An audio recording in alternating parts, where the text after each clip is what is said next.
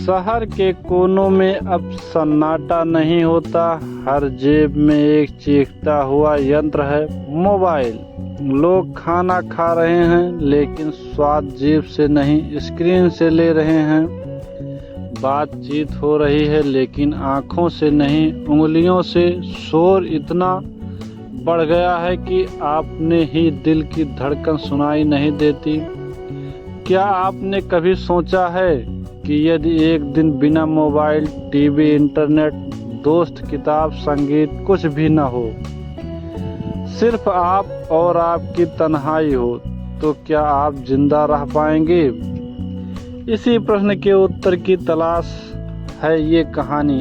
आरव 28 साल का एक सॉफ्टवेयर इंजीनियर सुबह उठते ही मोबाइल का अलार्म, फिर इंस्टाग्राम, फिर व्हाट्सएप, फिर ट्विटर, दफ्तर के रास्ते में ईयरफोन, ऑफिस में लैपटॉप स्क्रीन, लंच पर फोन, शाम को नेटफ्लिक्स, रात को यूट्यूब और फिर नींद से पहले रील्स।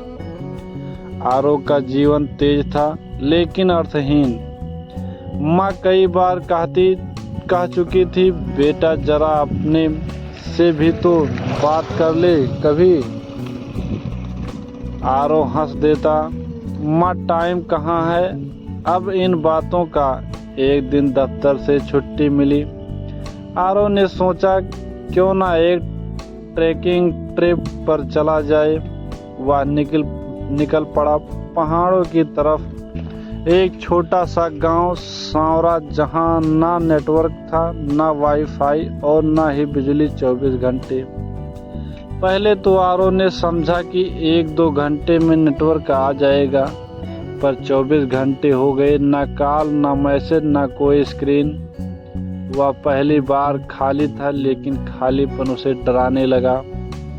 सुबह 5 बजे की सूरज की किरणें चेहरे पर पड़ी और आरव की नींद खुली।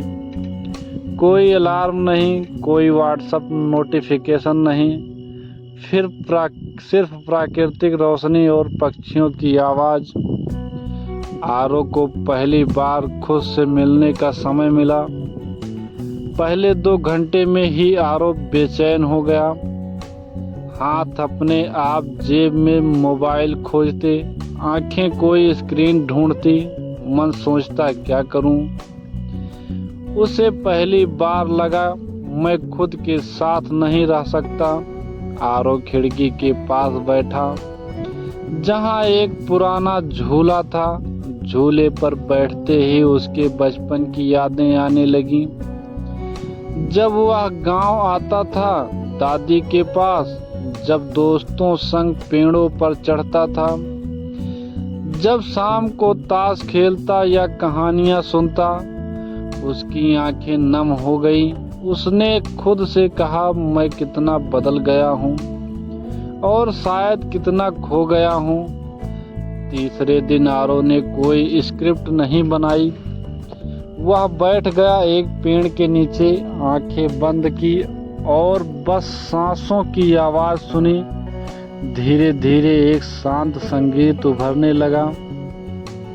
मन की गहराइयों से वह अपने डर से मिला, पछतावों से मिला, अधूरी ख्वाहिशों से मिला और रात में खुद से मिला।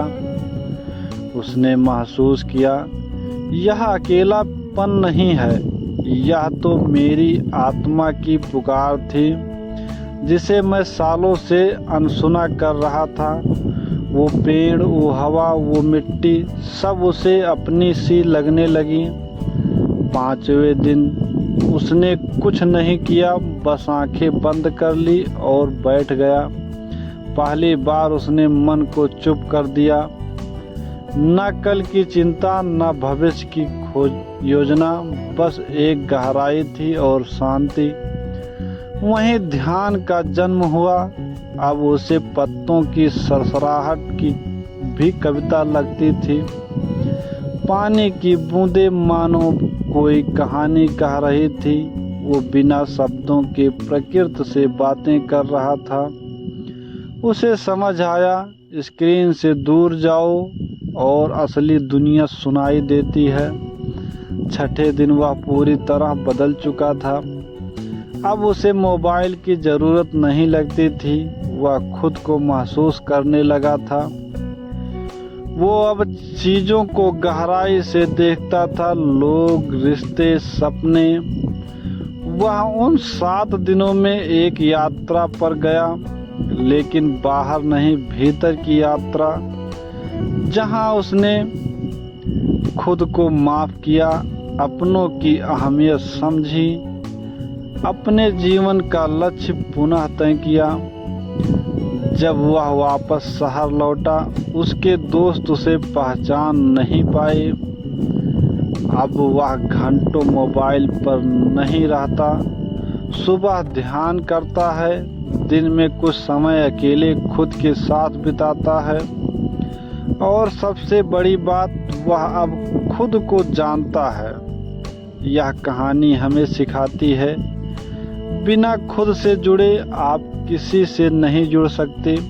अकेलापन डरावना नहीं, बल्कि सबसे सुंदर अनुभव हो सकता है यदि आप उसे समझो। तो आज एक दिन मोबाइल बंद करो, खुद से बातें करो, और देखो, एक नई दुनिया आपका इंतजार कर रही है। जय हिंद।